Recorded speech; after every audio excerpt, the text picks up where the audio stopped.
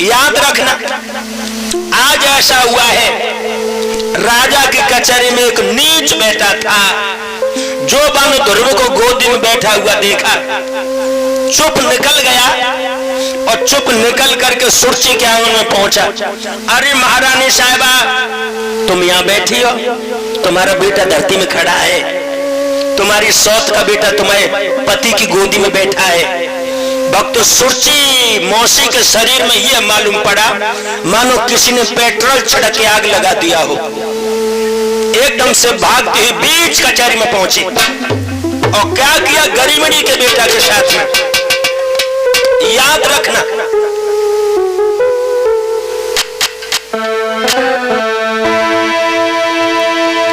लख बेटा को गोद बढ़ गया, क्रोध भड़क गयो, जल बाह पकड़ के बेटा के ढकेला उस गरीबड़ी के बेटा को ऐसे झटका दो, ध्रुव मुंह के बल पग के फर्श पर गिर गया।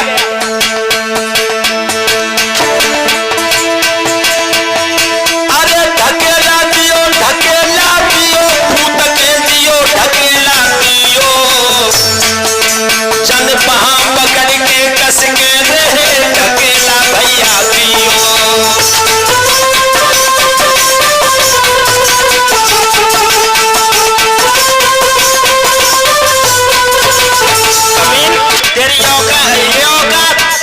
चौपड़ी का रहने वाला महलों की कल्पना कर रहा है।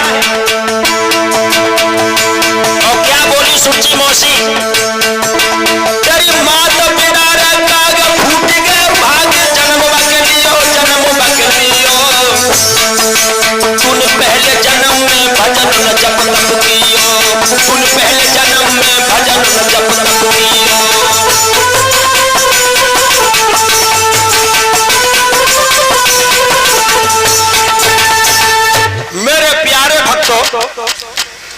फटी फटी आंखों से ध्रुव अपनी मौसी को देखता रहा, उसके होठों से लोहू बह निकला, बाह पकड़ करके ढकेला दिया।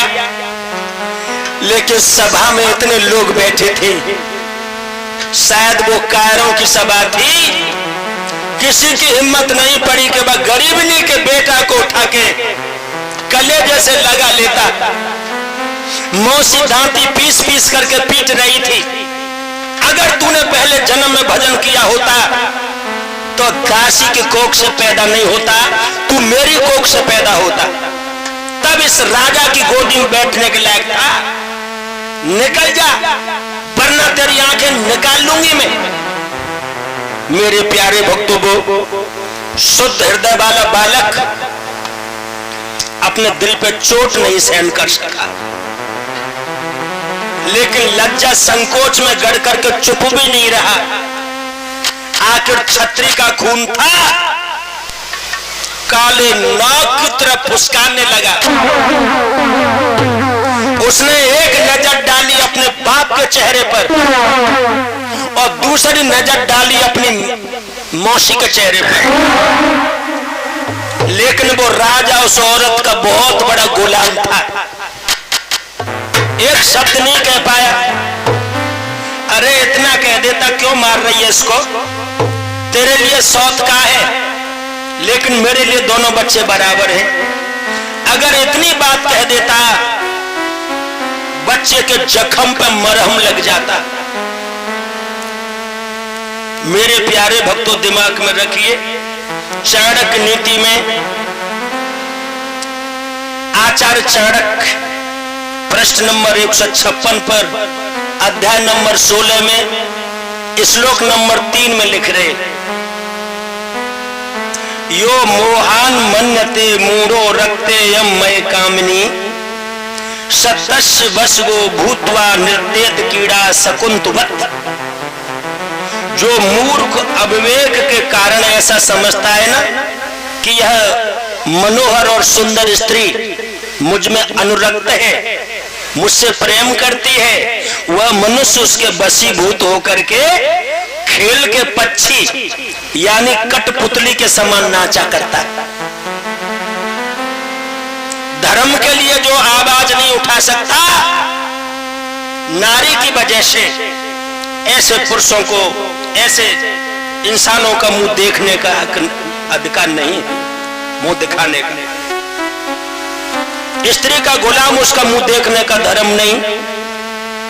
औरत के गुलाम को 5 पंचों में बैठने का हक नहीं।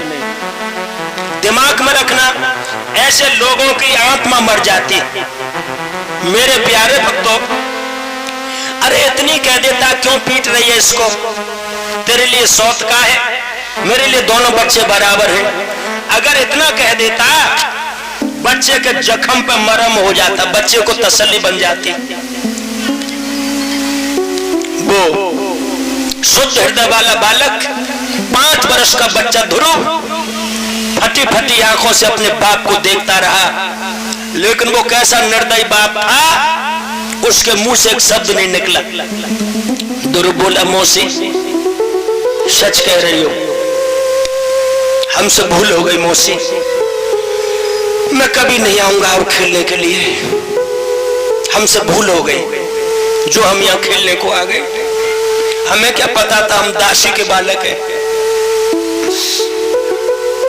भक्तों, ध्रुव रोते रोते अपने घर को चल दिया। पीछे मुड़ मुड़ के देख रहा था, कह रहा था मेरा कोई नहीं दुनिया में।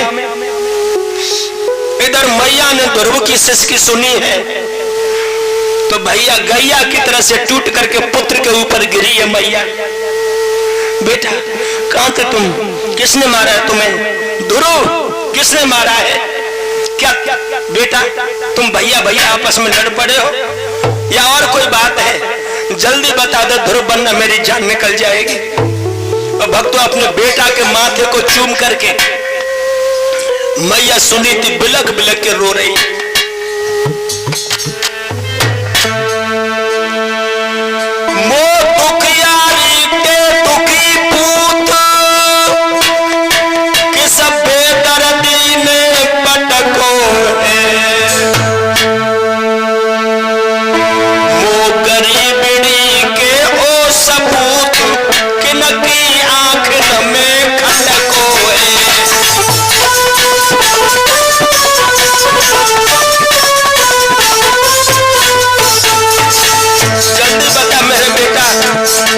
वरना मैं मर जाऊंगी, जल्दी बता दे किसने मारा है तुझे ध्रुव। आज मुंह पे मुंह धर के बिलक बिलक के रो रही है। मैया सुनी थी, सूखी रोटी खाई खाई के मैंने लला तो पालो,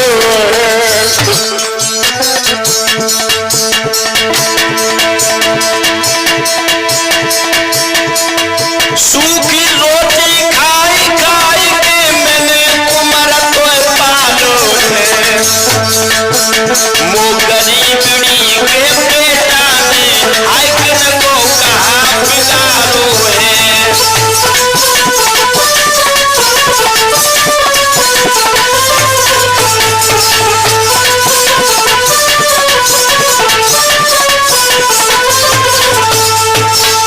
बेटा बता दे, वरना मैं मर जाऊंगी मेरे लाल, जल्दी बता दे किसने मारा है तुझे। एकदम से ध्रुव की सिसकी रुक गई। अपनी मैया के आंसू नन्हे नन्हे हाथों से पोंछ करके बोला, मैया मैं, हाँ बेटा बोलो बोलो, क्या तुम भैया भैया लड़ पड़े हो या कोई और बात है। एकदम से ध्रुव कहने लगा, नहीं मैया तुम सो गई थी, उत्तम भैया मुझे पिताजी की कचहरी में ले गए। फिर क्या हुआ, पिताजी ने मुझे गोदी में बैठा ले, फिर क्या हुआ। तो आज रो रो करके ध्रुव अपनी मैया से कहने लगा, जो भी देख